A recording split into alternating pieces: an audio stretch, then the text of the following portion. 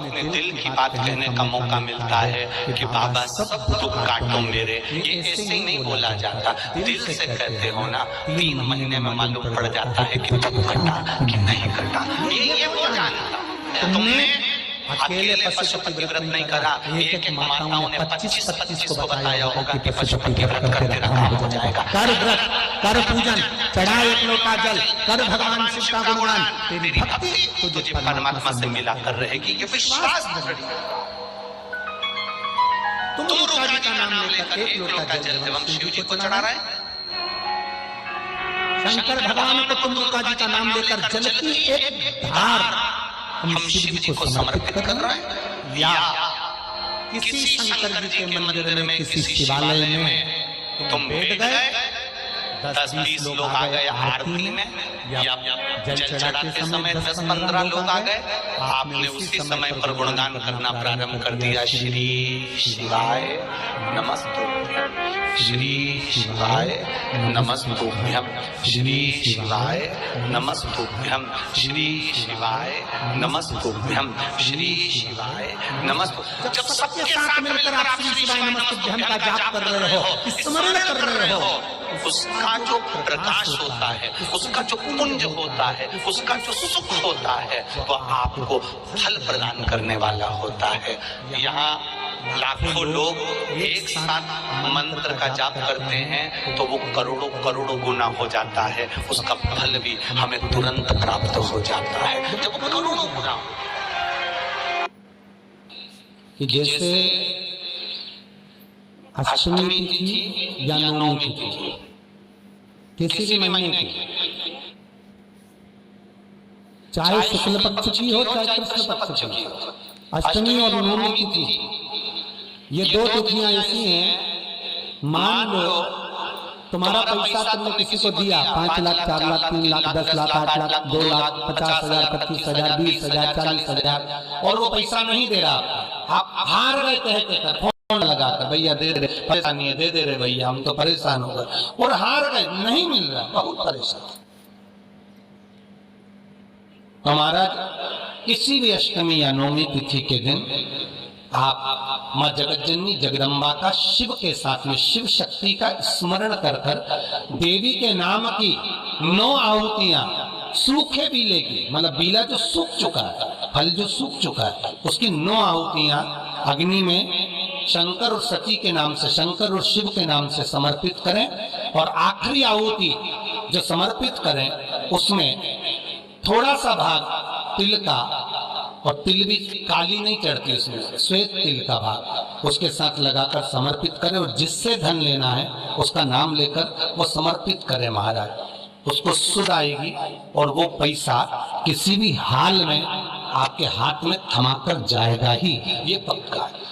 उसकी आहुतियां, हे जगतजननी, हे जगदम्बा, तेरा नेत्र बिंदु से जो प्रकट हुआ वृक्ष है बेलपत्र का, उस वृक्ष की एक एक जड़ हो, टहनी हो, डाली हो, फल हो, शूल हो, वो सब मुझे अंगीकार है, मुझे स्वीकार, मुझे स्वीकार। उसका आनंद सुख देने वाला है जगदम्बा। माँ पार्वती शिव जी के साथ में आनंद में विराजमान। और एक निवेदन आप सबसे कहूंगा, प्रयास करिएगा जीवन में 2 रोटी कम खा लो पर किसी से कर्जा मत लो। और एक शिवलिंग के अंदर केवल अकेला शंकर नहीं है, जहां पर गोल धारी पर शिवलिंग रखा हुआ है वो जगदम्बा पार्वती का हस्त कमल है। जहां पर से पानी नीचे गिर रहा है उसका राइट भाग में गणेश और लेफ्ट भाग में कार्तिकेय हैं। बीच में शिवलिंग के सामने जो मोटी सी लाइन है वो शंकर भगवान की छोटी लड़की अशोक सुंदरी है। शंकर भगवान के ऊपर जलाधारी में से जो बूंद बूंद पानी गिर रहा है वो साधारण नहीं, शंकर भगवान की 5 लड़कियां जया, विषहरा, शामरी बारी, दोतली और देव है। शंकर भगवान के 13 की 13 बच्चे एक ही शिवलिंग में विराजमान है। और जहां पर शिवलिंग ऊपर की ओर रखा हुआ है वहां पर 33 कोटि देवता विराजमान है। जहां से शंकर का पानी चढ़ा हुआ निकल कर जाता है वहां पर 64 योगिनियां और 33 कोटि देवता हाथ की अंजलि लेकर जल का आचमन करते हैं। जब सारे देवता वहां पर हैं तो हम भटके क्यों? हम क्यों जाएं यहां से वहां, क्यों जाएं? अब मर्जी तुम्हारी है, तुम चाहो तो ये थोड़े दिन इस देवता को भेज लो, थोड़े दिन उस देवता को भेज लो, सारे मंदिर में घूमते फिर, बात तो वही है। तो ये नसों में तकलीफ रहती है, लोगों को गठिया का दर्द रहता है, गठिया बाय हो जाती है, उसके लिए भी हमारे यहाँ शास्त्र कहता है, शिव महापुराण की कथा कहती है कि बेल का जो फल होता है वो 12 महीने शिवरात्रि आती है, 12 महीने शिवरात्रि को बेल का जो फल होता है उस फल को सुखा कर रख लो और 12 महीने की शिवरात्रि पर शंकर भगवान के शिव मंदिर में दोपहर के ठीक 12 बजे जाकर शंकर को समर्पित करो। 1 लोटा पानी चढ़ा दो, बेलपत्र समर्पित कर दो, उस बेल के फल को उठाकर लिया और उस बेल के फल को उठाकर उसका थोड़ा सा भाग अपने भोजन में या आहार में उसको ग्रहण करना प्रारंभ कर दो, बस थोड़ा सा। जो गठिया का दर्द होता है, नसों में जो तकलीफें होती हैं, वो तकलीफें मिटना प्रारंभ हो जाती है, बस थोड़ा सा भाग लेना, ज्यादा नहीं, एक अंगुष्ठ तक पोर के बराबर, बस थोड़ा सा, ज्यादा नहीं। एक औषधि के लिए महाराज शिव कथा कह रही है, बाबा भोलेनाथ की कथा कह रही है कि बहुत दुख भी अगर आ गया तो बाबा को समर्पित कर कर चलो, बाबा के चरणारविंद में समर्पित कर कर चलिए। और ध्यान दीजिएगा, भगवत भजन के लिए जो समय बाबा ने दिया है वो पूर्ण समय हम भगवान को समर्पित करें। मेरा आप सबसे निवेदन रहेगा कि दिन भर में 24 घंटे में कम से कम 5 बार, केवल 5 बार ओमकार का नाद होना चाहिए। क्यों? तो कहता है ये इंद्रियां हमारी जो गलत मार्ग पर जाती हैं उसको केंद्रित कर कर शरणागति का मार्ग पर पहुंचा देता है, केवल ओमकार।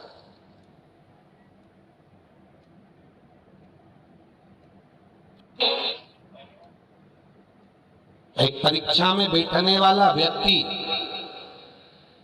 एक परीक्षा में बैठने वाला लड़का लड़की, कोई एग्जाम में बैठ रहे हैं, कोई परीक्षा में बैठ रहे हैं और वो एग्जाम निकल नहीं रहा, तो गाय के दोनों सींगों के अग्रभाग, ऊपर का भाग, उसको हमारे यहाँ कैलाश पर्वत माना गया, उस पर शहद लगाकर, उसके अग्रभाग में शहद लगाकर बेलपत्री के मध्य भाग में उस सींग का शहद लेकर मध्य भाग में लगाकर शिवलिंग पर चिपका दीजिए सामने, और ओंकार का नाद कर कर उस पत्ते को निकाल लीजिए, उसका शहद मस्तक पर चंदन में घोल कर तिलक लगाकर परीक्षा में जाकर बैठिए। आप जितना याद कर कर गए हो, आपके सम्मुख में, आपके एग्जाम में वही आएगा जो आपने याद किया है और आप उसको क्लियर कर सकते। महाराज, ओंकार के नाद का सुख हम कैलाश पर्वत नहीं जा सकते, हम कैलाश पर नहीं चढ़ सकते, तो कैलाश गौ माता के सींग पर विराजमान। अग्रभाग जो है हम कैलाश पर्वत ही मानते हैं कि माँ आपके ये मस्तक पर जो अग्रभाग है, सींग जो है, ये हमारे लिए आप कैलाश का भाग ही है, कैलाश ही है माँ। ये प्रेम, ये वात्सल्यता, ये स्नेहता शिव महापुराण की कथा कर रही है। भगवान कह रहे हैं ओमकार का एक नाद ऐसा होता है जो एकाग्र चित्तता को स्थापित कर देता है, इंद्रियों को लाकर भगवान की शरणागति में छोड़ देता है। भगवान की शरणागति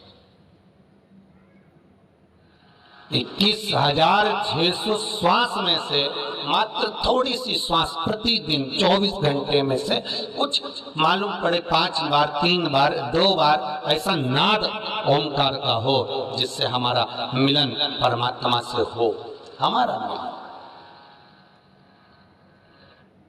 महाराज,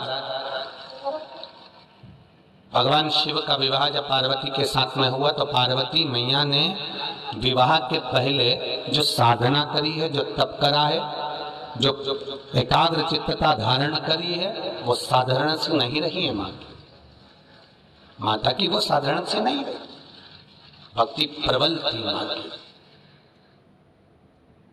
इसीलिए तो बाबा विश्वनाथ भगवान शंकर माता पार्वती को मिले।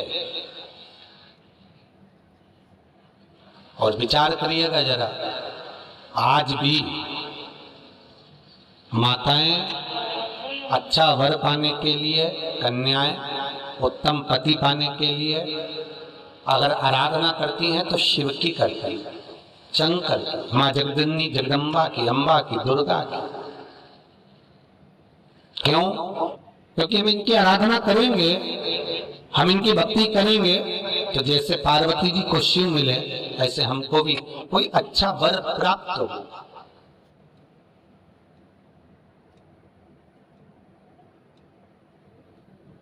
अच्छा वर प्राप्त हो।